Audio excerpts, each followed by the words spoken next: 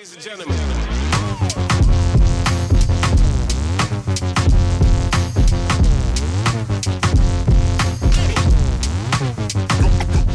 What's up, y'all? Welcome back to my channel. As you guys know, the majority of my videos take a look at brand new sneakers, whether they're hype or not, just sneakers that I like and also that I think you guys might get a look at in advance of when they actually come out. But something that I've also really been a big fan of is digging into the vaults and selecting some of my favorite pairs. Even if it's a pair that I hadn't had, but have added to the collection, I figure no time like the now to show you guys a fun one that I recently got. So this pair right here, this is the Air Jordan 1 Low OG SP in black, Phantom Black, Noir. This, of course, oh yeah. Oh yeah, oh yeah, is the Travis Scott Air Jordan 1 Low Phantom.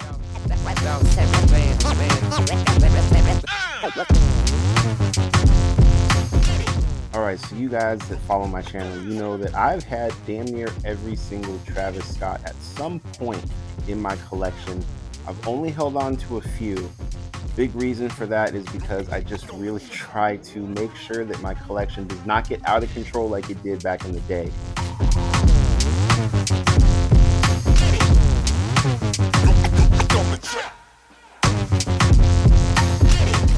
But this is a pair that I regret not getting when it came out in 2022.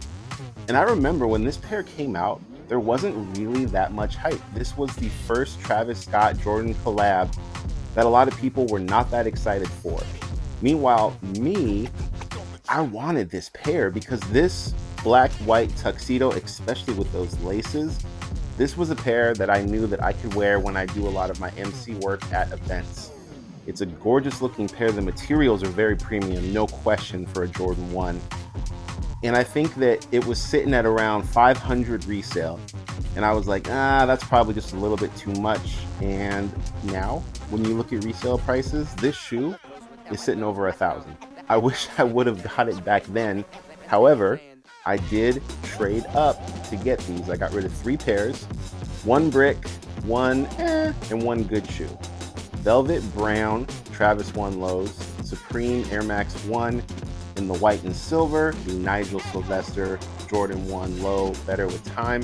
All decent shoes. Well, those Supreme SBs, I'm not gonna lie, they were a little bland, but I was able to trade up to get this pair dead stock and not spend any additional money. For me, that's a win, especially for those 3 pairs. And let's just talk a little bit about what I think makes this shoe so good. So again, like I said, you have very premium materials with this pair. And also what I really like is that sock liner right there. The sock liner is actually really comfy. It's different than any other Travis Scott Jordan 1 Low that I can think of. It's a lot better feeling on foot. What I also really like about these, I don't know what it is, but for whatever reason, the Jordan 1 Low as a Travis Scott seems like it's a little bit wider, or at least it's more forgiving for a wide footer, so it fits me better. And I can actually go down a half a size to an 11.5, which this is, and have it fit. Also, what I really love is that the materials, again, when you see these in hand, they're way better than online. Online, they look like a fine black and white sneaker, but you've got different types of like short-haired suede, nubuck, leather, and it just melds really well together. I think they did a phenomenal job. Of course, we have the stitching there on the bottom in that white, which I think helps kind of make it pop. And of course, we have that Travis Scott upside down swoosh, which he is known for. But to me, the best part about these is these laces. These laces to me are so fresh. These laces make this shoe, at least in my opinion, a premium, fancy looking pair. I know that back in the day, everyone would rock Concords with like tuxedos or suits, and it would look really good. It still does look really good.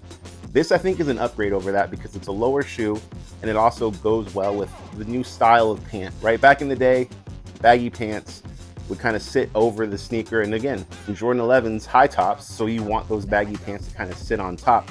With these, with people wearing more of like a snug fit, especially around the ankle, this is gonna look a lot better. This is why I wear, the majority of the shoes that I wear are Vans, Air Max 1s, and Jordan 1 Lows. So again, this definitely fits into the realm of what I look for when it comes to a sneaker. Now, again, a lot of you guys are probably thinking like, Wiz, the majority of your shoes, so colorful, so crazy. This shoe's so plain.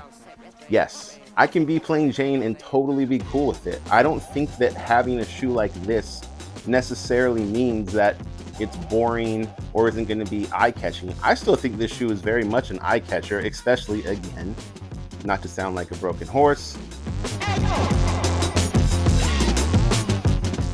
not to sound like a broken record, but because these laces, they just pop.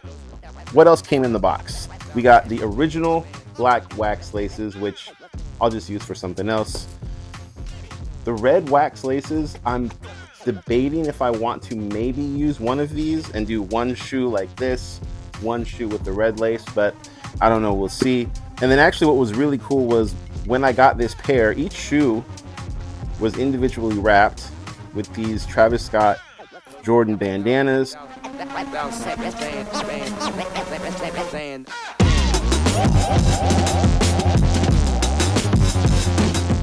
Ultimately, this shoe kind of checks off every box for me.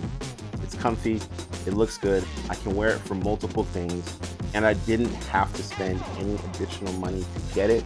Again, I cannot believe that this shoe is sitting at around $1,000 for dead stock. This was something that I've been eyeing for a few years, and the fact that I was able to get it, especially with a bunch of my events coming up here in the fall and the winter time, it's a win for your boy.